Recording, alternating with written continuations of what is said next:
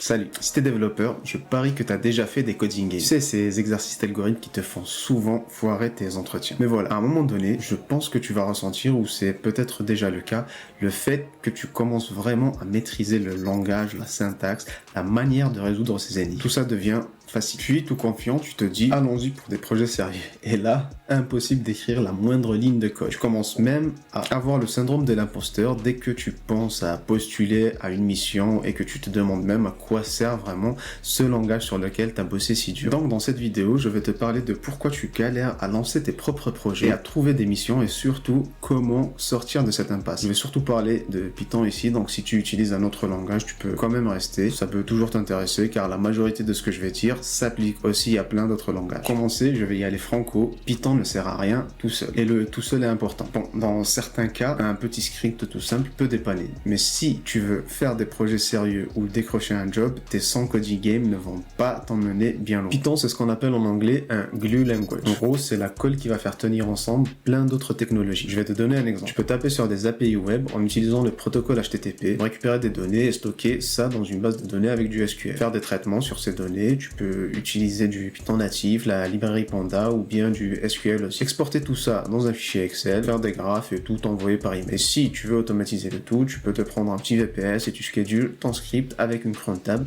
pour qu'il tourne en automatique tous les jours. Comme ça, tu reçois ton rapport tous les jours à une heure précise. Si tu veux que je te montre comment monter un projet du genre, abonne-toi et active la cloche et surtout, mets en commentaire les sujets que tu voudrais voir en vidéo. Maintenant, tu dois sûrement te dire qu'il y a trop de trucs à connaître. Donc, je vais te lister 3 technos indispensables que tu vas utiliser dans 80% de tes projets pro en tant que dev Python.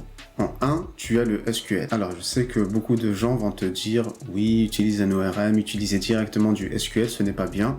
Mais moi, je ne suis pas du tout d'accord avec ça. Déjà, switcher sur un ORM une fois que tu connais les bases du SQL, c'est hyper facile. En plus, quand tu as une query, par exemple, avec ton ORM qui prend trop de temps, pour la débugger, tu regardes la requête SQL générée. Donc, tu es obligé de t'y connaître. Et pour finir, il y a plein de missions où connaître le SQL est obligatoire. Donc, ça ne sert vraiment à rien de te limiter qu'aux ORM. Un des meilleurs sites pour apprendre le SQL en pratiquant, c'est sqlpractice.com et en Python, tu as le module built-in SQLite 3 qui est la manière la plus simple de se créer une base de données pour commencer. En 2, tu as le protocole HTTP. Tu le sais déjà, mais presque tout passe par Internet ces derniers temps. Donc, savoir utiliser ce protocole va te permettre de faire plein de trucs. Tu peux faire du web scraping, de la création et de la consommation d'API. Si tu veux t'y mettre, je te conseille le package Request en Python.